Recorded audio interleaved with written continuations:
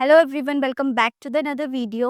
तो previous video में हमने किया था आयनिक इक्विलिब्रियम के बारे में। आज हम करने वाले हैं solubility equilibria of Sprüngli soluble salt. अब आयनिक इक्विलिब्रियम में हमने देखा था कि कुछ वीक इलेक्ट्रोलाइट्स होते हैं, कुछ स्ट्रॉन्ग इलेक्ट्रोलाइट्स होते हैं। मतलब कुछ कंपाउंड्स ऐसे होते हैं जो अपने सॉल्यूशन में पूरी तरह डिसोसिएट होकर आयंस बनाते हैं, और कुछ ऐसे कंपाउंड्स होते हैं जो अपने सॉल्यूशन में पूरी तरह डिसोसिएट नहीं होते। तो जो कंपाउंड्स डिसोसिएट नहीं होते या डिसॉल्व नहीं होते उनको इनसॉल्युबल कंपाउंड्स कहा जाता है, और दूसरे वालों को सोल्यूबल कहा जाता है। अब सोल्यूबिलिटी डिपेंड करती है दो फैक्टर्स के ऊपर, सॉल्ट की लेटिस एंथैल्पी या फिर solvation enthalpy of ions in the solution. मतलब जो आयंस सॉल्यूशन में प्रेजेंट है उनकी सॉल्वेशन एंथैल्पी क्या है या फिर उनकी लेटिस एंथैल्पी क्या है। इन दोनों चीजों पे सॉल्युबिलिटी जो है वो डिपेंड करती है। अब कोई कंपाउंड या मतलब आयन सोल्यूबल कब होंगे, जब उनके आपस के बीच में जो फोर्स होगी वो कम होगी as compare to the ions और जो हमारे पास सोलवेंट है उसके बीच की फोर्स के।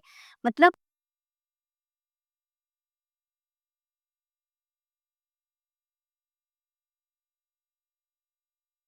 अगर हमारे पास यहाँ पर कोई जैसे NaCl सोल्ट है, वो डिसोसिएट तब होगा जब Na और Cl के बीच में जो फोर्स ऑफ अट्रैक्शन प्रेजेंट है वो अगर ज्यादा होगी तो ये डिसोसिएट होकर सोलवेंट के साथ अटैच्ड नहीं होगा। अगर NaCl के बीच में फोर्स वीक होगी तो Na पॉजिटिव आयंस जो है वो सॉल्वेंट में डिसॉल्व हो जाएगा, और Cl नेगेटिव भी सॉल्वेंट में सेपरेटली डिसॉल्व हो जाएगा। इससे वो ब्रेक डाउन हो जाएंगे और सॉल्वेंट में डिसॉल्व होकर सॉल्यूशन बना देंगे। अब हमारे पास एक और फैक्टर आता है विच इज सॉल्वेंट। अब सॉल्वेंट कैसा है उस पर भी डिपेंड करता है कि हमारा कंपाउंड उसमें डिसॉल्व होगा या नहीं।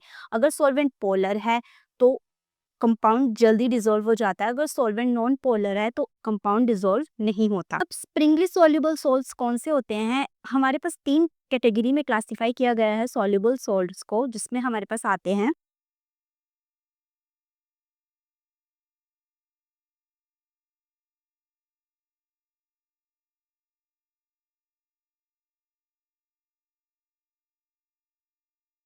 सोल्यूबल, स्लाइटली सोल्यूबल और स्पेरिंगली सोल्यूबल सॉल्ट। इसमें हमारे पास आता है जिसकी सोल्यूबिलिटी ज्यादा होती है 0.1 मोलर सोल्यूशन, और स्लाइटली सोल्यूबल वो होते हैं।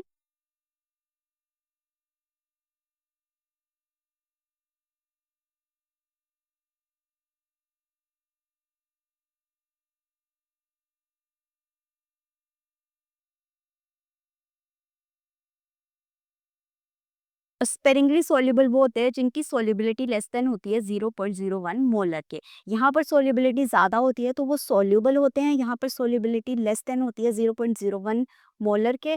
और जो स्लाइटली सोल्यूबल होते हैं उनकी सोल्यूबिलिटी लेस देन होती है 0.01 से, और ग्रेटर देन होती है 0.1 मोलर से। मतलब वो बीच में कहीं रिलाई करते हैं। अब इसी में हमारे पास एक और टॉपिक आता है विच इज सोल्यूबिलिटी प्रोडक्ट।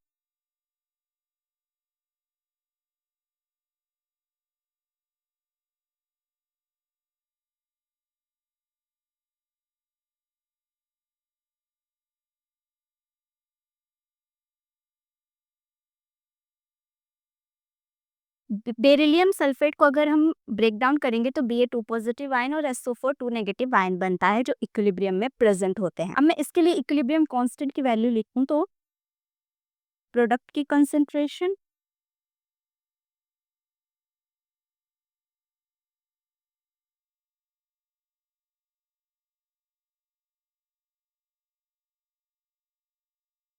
अब अगर हम यहाँ पर प्योर सॉलिड सब्सटेंस लें तो हमारे पास ये वाली कंसेंट्रेशन कांस्टेंट हो जाती है, तो हमारे पास आ जाएगा K इज इक्वल टू,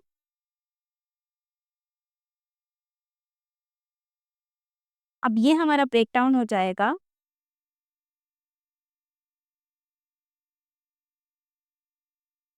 इसको हम K से डिनोट ना करके KSP से डिनोट करेंगे, जिसको हम बोलते हैं सोल्यूबिलिटी प्रोडक्ट, जो हमारा आया Ba2 पॉजिटिव आयन और SO4 2 नेगेटिव आयन के प्रोडक्ट के इक्वल। तो हमारे पास सोल्यूबिलिटी प्रोडक्ट कुछ नहीं, बेसिकली यही होता है जब हम प्योर सब्सटेंस को लेते हैं उसमें हम उसकी कंसंट्रेशन को कांस्टेंट लेकर उसके जो आयंस के प्रोडक्ट को लेते हैं उसको हम बोलते हैं solubility product.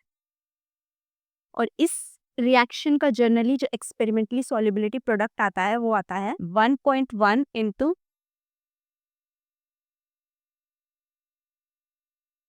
10 raised to power minus 10. So that's all about the equilibria of sparingly soluble salts or solubility product. The next video में till then keep exploring and learning and with we can.